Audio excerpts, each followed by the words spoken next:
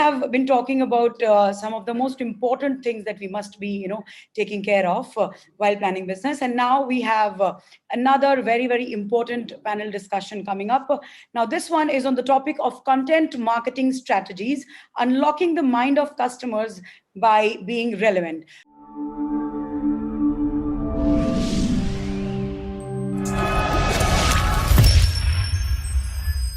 Please welcome me in joining Sairamprabhu Vedam, Chief Marketing Officer, InnoMinds Software Private Limited. Our panelists for this panel discussion will be Rahul Nanda, General Manager Marketing, Redington Gulf. Please welcome everybody. Mr. Kaustubh Patki, Head Marketing, Microfocus, India Microfocus. Mr. Prasenjit Roy, Senior Executive Vice President and Chief Marketing Officer, NTT Netmagic. Thank you, Pragya. It's been a fantastic session. So before I get along, I just wanted to ensure we've shared a small. I've shared a small slide set. You are able to see that? Yes, sir. We can see it. And don't. I promise this is not going to be a PowerPoint presentation. Just to get some context, and no matter if you've all virtually logged in, so I just thought it will help. Before I get going further, Rahul, Kaustubh, and Prasenjit, are you guys on? If you can turn on your cameras and come online and say hello, I can then get started. Here, Rahul here. Fantastic. Hi, hey, Sai, Rahul. Kaustubh here. Hey, Kaustubh, and Prasenjit should be there anytime. Yeah, great. This has been a terrific afternoon. First of all, thanks to the entire CMO Leadership Award Enterprise IT World Sanjay and team, and some of those noteworthy sessions from the academia, the professors, while the digital marketing session was engaging, the borderless marketing strategies was intriguing, and followed by that, the psychology of buying was very, very insightful. Thanks for those lovely sessions and very, very interesting panels. It made our job really easy, because what we're going to talk about is content, which is omnipresent, and without content, there is no marketing, I think so. So we will keep it simple and light. Just for some context setting, I put together a couple of slides. I think I picked it up, this quote. This is just done 20 minutes before this, so please forgive us for formatting errors, if any. I'm sure there will be many. Seth Godin, I think all of us definitely look up to him. He calls content marketing is the only marketing left. It's authentic and it's useful. While that said, while the COVID aftermath, I don't know whether to recall whether we are before, after, or during COVID, but definitely this is once in a lifetime, a generational intervention that we are seeing through. What we're going to talk about is what we as B2B marketeers have been seeing from a content standpoint, right before how it was the COVID situation, and right during and right after now, what are some of those changes that are coming in. That's what we're going to discuss. And I just thought, I come from a technology B2B software product services background. I just thought I'll pick up this infographic, which we've been talking about. If you go into this slide, it is all about how am I making my content stand out, because we all know that today's buyer preferences, the buyer patterns have significantly changed. So only 17% are actually going and meeting the potential suppliers. The rest of all of them or researching stuff online or offline, or researching content independently about a brand before they decide to do something, which goes to show, as marketing leaders, it's very important while you choose your content dissemination channels, your content that you want to showcase has to be extremely strategic. I heard from Geetu or someone that different type of customers, different type of buyers need to be served with different types of content. We completely agree with that. Then this is not about social media, but what I wanted to highlight was 77% of buyers are saying that they would like to buy from a company whose CEO uses social media, which means that it is about responsible content that the marketing ships in, relevant content that you're putting up across your brand social presence, and what is it that you're trying to communicate, and hence content again becomes highly relevant. We all know this. I love this adage where it says, serve the content then and there where your customers are swimming, and that's where you ought to fish, right? And that's there are different levers of content which I'm not going to talk about. My team would be speaking with their pragmatic insights. This is what I thought I will pick up a couple of minutes. I picked it up from internet. Content differentiation, I think, is also going back to the previous one. It's all about storytelling. So if you look at each of these seminal brands, they've had a strong emotional connect, whether it is Nike in terms of connecting to a generation of fitness freaks, but the storytelling has always been very emotional, and so does Coca-Cola or Harley Davidson or Red Bull. They've created communities to rally around with them. They have given meaningful content interventions and time and again, so that people rally around. So I thought that that would be a great example for us to pick up, and this is what we're going to cover. As I introduce my team, welcome once again Rahul, Kaustubh, and Prasenjit. We're going to talk about some of the practical challenges, strategies, and experiences that the leaders along in my panel will share with us. Let me start with Rahul. Hey Rahul, thanks for tuning in. Hi, Sai. How's it going? It's going good. I'm tuning in from Hyderabad in the midst of once in 100 years rain and floods. So that's the situation we are in. But marketeers are eternal optimists. So I'm having extremely good session today. Let us know about some of the content strategies and insights that you are driving in a very diverse marketplace that you deal with. So thanks, Sai. First of all, hi everyone. It's about 5:30 here in Dubai, not midnight, unlike panelists from other parts of the world. So I will start by saying that I hope all of us are practicing social distancing, wearing masks, and sanitizing our hands, since these three should be top of our mind today. And the fourth is, of course, the topic that we're going to discuss, which is on content marketing. So when we look at content marketing, we will divide it into basically two buckets. One is what are the immediate needs of our consumers? And these consumers could be individuals like all of us, or it could be the enterprise user. And the second bucket would be what are these emerging needs? And when we look at these two, then the challenge is how do we communicate these solutions to meet these needs? And these solutions are, of course, the technologies that all of us provide to the market. Now, when it comes to a market like Middle East, it's called a region, but it's a combination of multiple countries. And each of those countries have a different demographic mix. They have their own lifestyles and, of course, different rules of doing business, which make it extremely complex for us. So as an example, I would say in UAE, which has a large percentage of expats, we have to appeal to their lifestyle.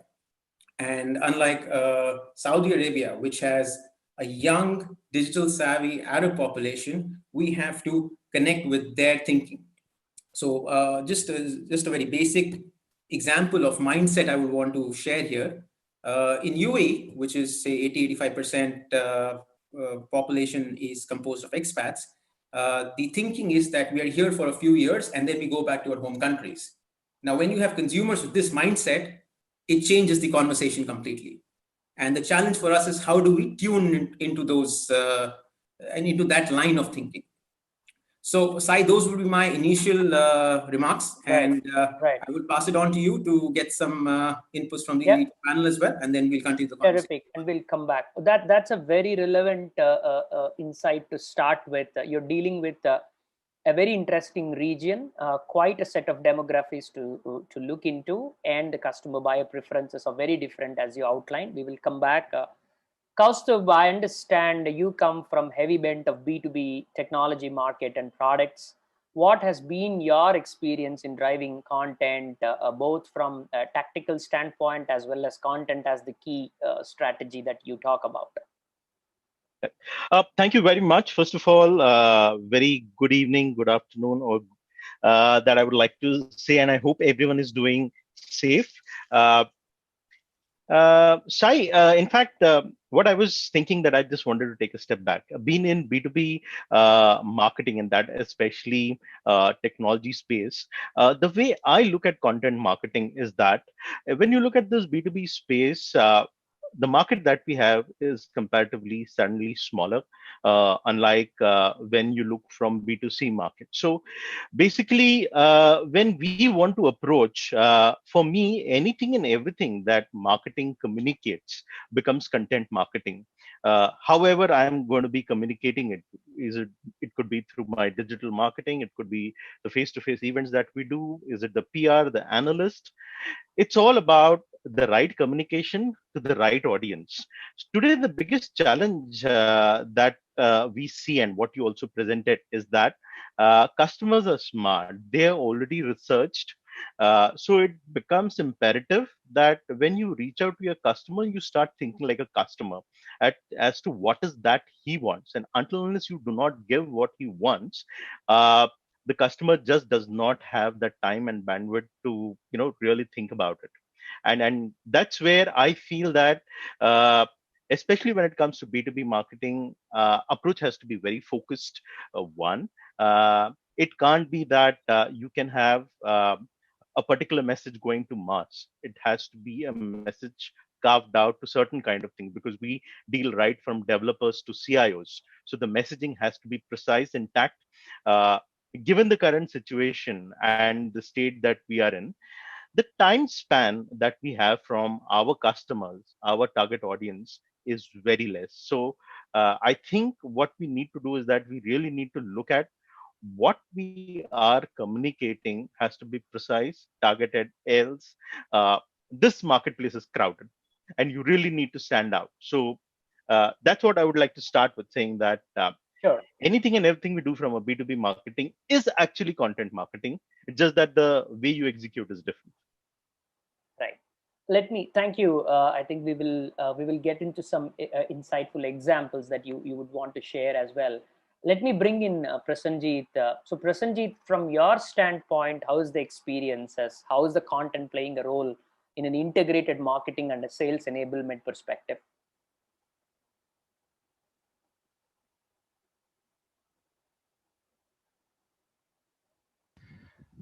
Thanks, Sai. Sorry, apologies. There's some bandwidth issues at my end, so I'll be without the video. Hello, everybody. Good evening, good afternoon, good morning, depending on where we have tuned in from. So, Sai, different segments of the sales funnel warrant different types of content.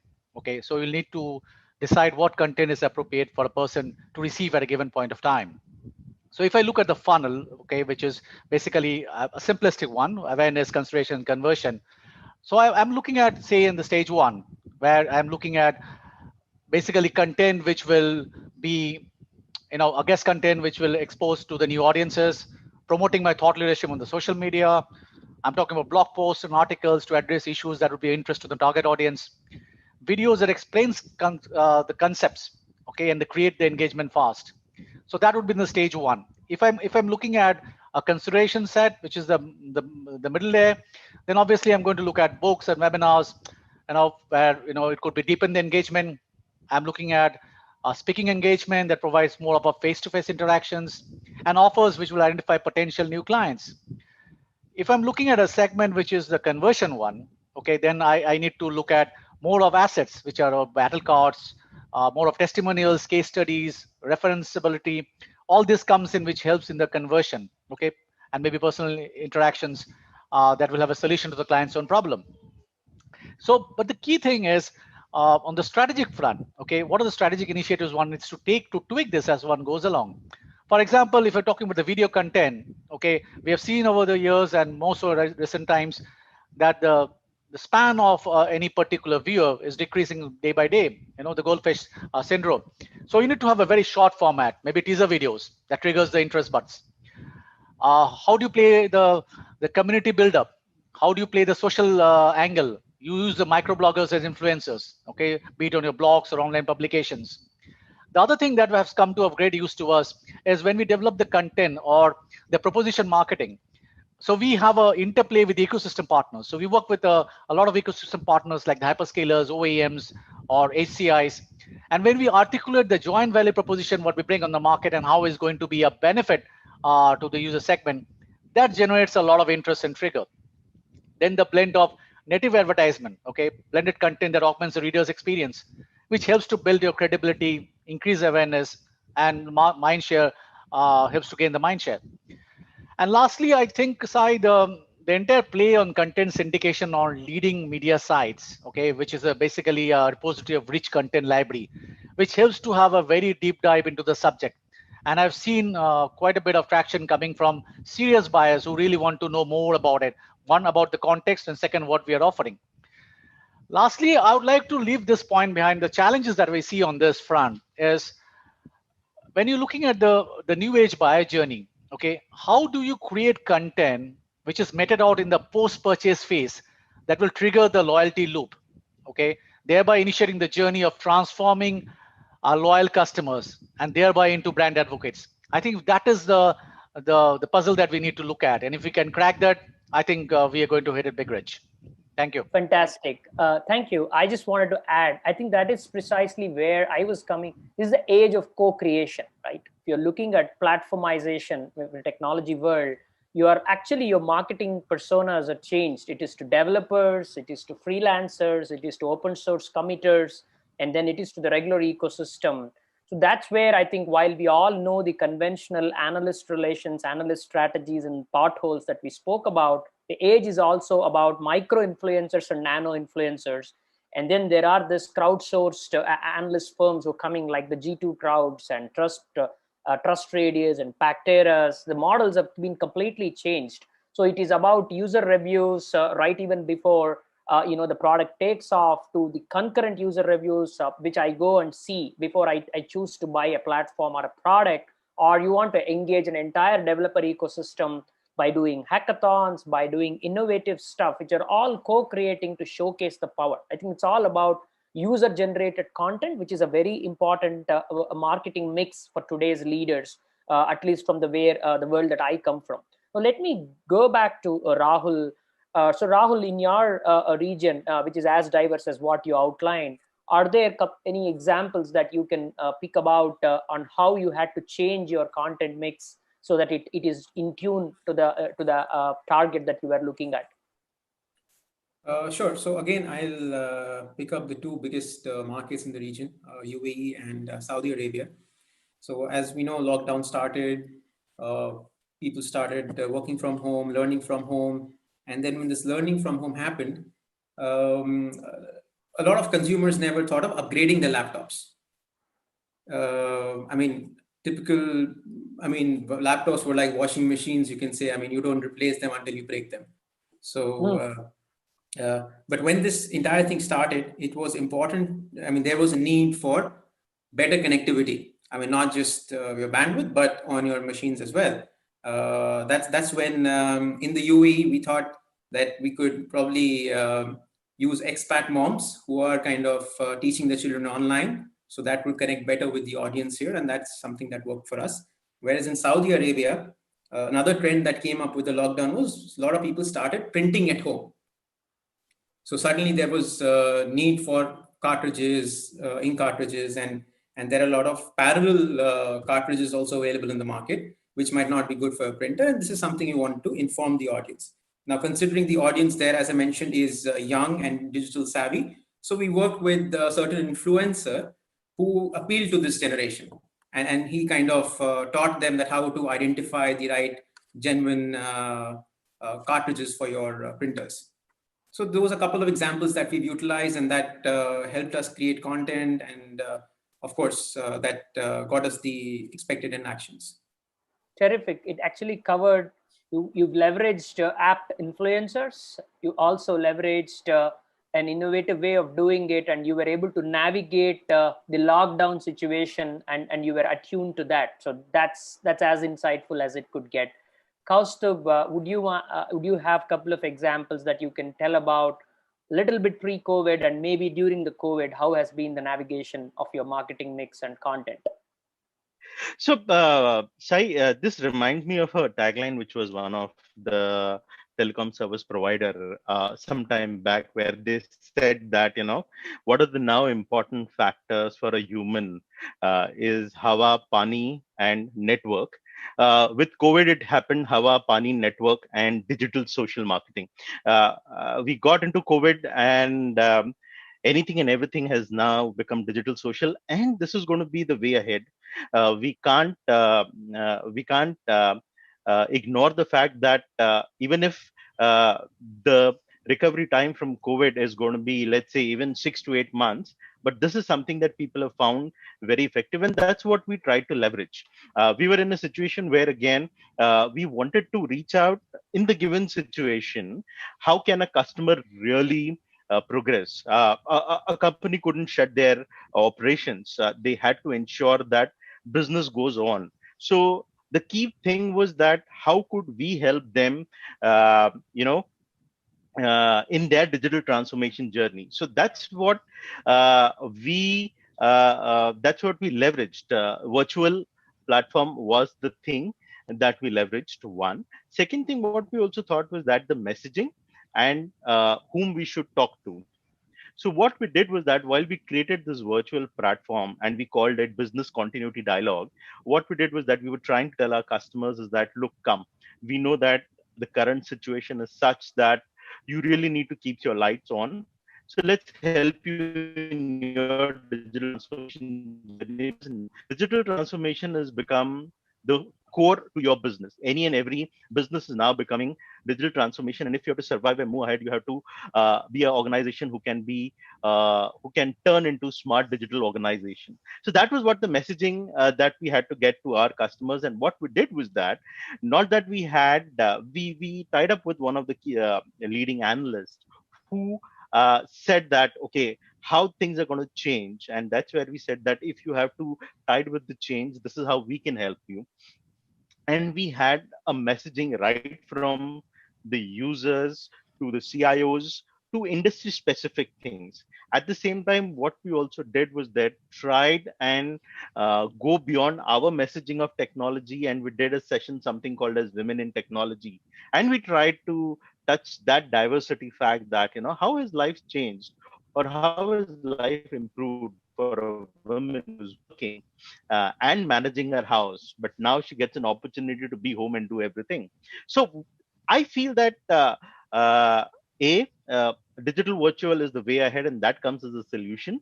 I think we need to ensure that if we have to stand out in this particular crowd, we really need to think a bit different, because that's where the customer will give you some time. So that's what has been a little bit of experience. Integrated marketing, I always feel, is something which is one of the best solutions, because that way you are able to create content that you want to give to your customers from and different kind of customers that you have. Awesome. Thank you. Prasenjit, how has been your experience in navigating the COVID situation and driving the content interventions? Yes, I. So in the onset of COVID, the fundamental thing was staying close to clients. Okay, so we had three fundamental principles that were the underlying everything globally that we followed. One was providing continuity of service to our clients, helping our clients respond to COVID. Okay, and the third one, sharing the best practices. I'll set you the context, Sai. So there were a lot of problems that we faced, or customers faced, and it came to our notice was, since we're an ICT business, a lot of their infrastructure, where the physical ones, got locked in. Okay, they were unable to do what to do with it. Second, they were working remotely, but they didn't have access to their servers in their office. Okay, many of them didn't have any VPN connection. Okay, so how do you secure a remote access without a VPN? Whenever they could have the connection in, they found a problem. The problem was how to ensure that nobody is snooping in, how to monitor the risk on the confidential data that is flowing in. Okay, and then there was a lack of collaboration tools if you're looking at the entire staff working remotely. Okay, so there were multiple problems that came to a surface. And what we did in marketing is we changed the entire way of working. So our entire messaging at point of time, the narrative was all theme based. Okay, so the first we picked up was, look at IT infra modernization. How do you build available, managed, and secure IT infrastructure, which includes our work from home toolkit. So availability of business applications and communication collaboration services all the time during any unforeseen events. How do you configure and have IT infrastructure that allows for data center or cloud to deliver, employees to access securely, okay, and customers to transact online. And lastly, the available technologies and services to create the infrastructure setup that would minimize the impact on disaster situations. So this theme base of the entire messaging and narrative and theme base, we ran across all the media and all the different outlets. Okay, and this was quite well accepted because people were able to relate with the theme based messaging because that's what they're going through. The second one, what we did was after a couple of months, was on workplace transformation, which could entail the use of VDI, which could entail the use of enterprise collaboration tools, the business applications on cloud. And that's what the need of the hour was. So net to net, Sai, what we did is we got into the narrative, which is based on what the customers or the users are saying, what their pain points are, and deriving the entire narrative based on that so that it fits in perfectly well with what their needs are. Awesome. I have a practical example that I can share from my side. So someone was telling the CMO needs to be the dialogue deliverer and the right-hand person of the CEO. I think the COVID proved that. In our case, what we did was we are a product engineering firm, right? We do our business to help customers build software products. When the COVID came in, forget about building software products, right? It's about customers reprioritizing what is their software engineering investments are. So we looked at it, and then we divided this whole problem into two buckets. One is, as the CMO, our team, we dealt 3 layers of communication in terms of assuring our customers, in terms of how we can be. We launched a different messaging called remote first.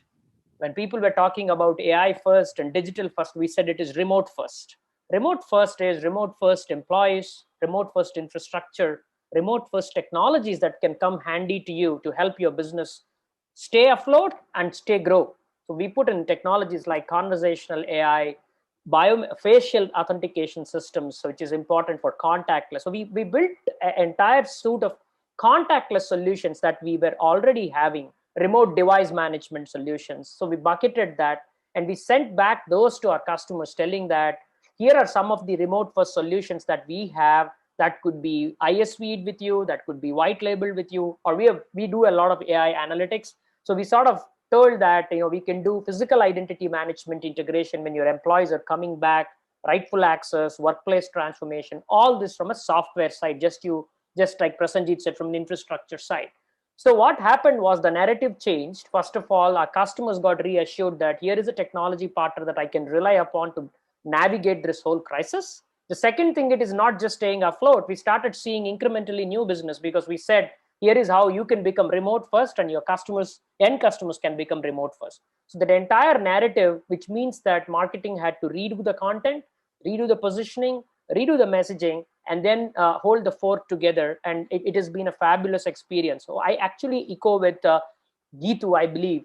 This is the best time to be a CMO. This is the best time to be a marketing leader, designations apart. Fantastic time. And with that said, let's get into some trend spotting and future. Maybe I'll start with Rahul. Rahul, so what do you see as coming across the next 15 to 18 months or maybe even beyond? Well, Sairam, I think in these COVID times, it's very difficult to say 15 to 18 months, but I would share a more short-term challenge, Sure. which is how do we keep the audiences engaged with so much of virtual interaction happening? And I mean, it's very difficult for audiences to be engaged. People just keep swapping screens like we used to swap television channels. So I think the challenge for us is that if there is a message you want to send, how can you make it more experiential in the virtual world? Right. So that is something that I think our teams are working on, and that is something we'll continue to work on to ensure the message is sent to the audience and they register it well. Terrific. Kaustubh. Hey, Kaustubh. What is that you're seeing in the immediate future? I think we have lost that face-to-face personal touch with our customers now that we are connecting with them virtually. I feel it's the time to delight your customer, make that different. Maybe you might want to go a couple of years back and do what we used to do then. I think it's time. Once in a while, it's good to go delight your customer. Go the direct mailer way. Once in a while, because suddenly you will stand out of the crowd and you will get noticed. When you're doing any virtual roundtables, if it's a breakfast, lunch, dinner, possible, get breakfast delivered to their place. Trust me, uh, perception change, and that's another delight and experience that we can add to the content, because as you said that next 12 to 18 months is this is how we are going to get it. It's very less time when we're really going to physically meet them. So it's time to delight them and deliver relevant content to our Beautiful. customers. Agreed. Prasenjit, from your side, Hi. trend spotting future. Yeah, Go ahead. I would like to call out 3, 4 things. Okay. So one is engaging with the consumers, and have a shift which is from a storytelling to story making. Okay. So Google and Facebook have democratized marketing, make it possible for even a small firm with limited budget to engage in digital marketing and social media. All this has led to a significant clutter with ads. Okay. How to break through this clutter? Companies, I think, need to move away from storytelling to story making. Okay. A broader message that emotionally is engaging allows for a two-way conversation. Okay. And that really needs to drive at all levels. The other one is where you momentarily touched upon, Sai, initially, the entire play of moment-based marketing. Consumers' mindset and receptivity to any content ad is vary greatly depending on the context. So we now have the ability to wait for the right moment before sending a message to the consumer's mobile phone. So this is the era of micro moments when key messages need to arrive at the proper time in the proper context. Okay, we need to really hard push that. The third one, I think going forward also, the play of serve instead of sell. All we need to do is not for a direct commercial angle. We, like ourselves, will do disseminate knowledge and help in education and awareness. Leveraging our global experience and in-house analytics and insights experts, we share best practices in security, connectivity, business continuity to support our clients and wider community at large. We continuously publish global reports on networks, threat intelligence, risk quotient. I think that needs to go on. You need to keep on educating and creating an awareness level. And lastly, Sai, I think we have not touched on a very key angle, the whole angle of digital customer experience on the CX, how content is going to be very relevant. So if you're looking at 6 pillars, which is your personalization, integrity, expectations, resolution, time and effort, and empathy, I think in personalization and empathy, content plays a very critical role, okay, in reaching out and being personalized messages, as well as able to have the empathy factor built in, okay, which will basically drive deep rapport with the users and consumer segment. So these are the 4 or 5 things I would like to call out, which will be the cornerstone going forward. Absolutely. I think all of us summarized very relevant points looking into the future. A couple of points from my side. I believe the content is, as we all see, it's already conversational and voice driven. So that is going to be a significant change because a conversational content again enables two-way interaction with a lot of context because of the technology sophistication. The next generation of that is actually voice driven. So I keep telling this example. My 9-year-old son never does a text search on Google. He is completely voice driven, while my 12-year-old daughter is still on the text. So there is two different set of users that are evolving. Now just take the same thing. If you extrapolate your customer bases, what are they going to search and how are they going to search is going to predominantly define how you're going to serve the content in a sense. So that is something that is going to be very impactful. What we also what I also call the device death ratio, right? People see some content on mobile, some on a tablet, and some on a laptop. So we also need to know what needs to be serving on what form of content.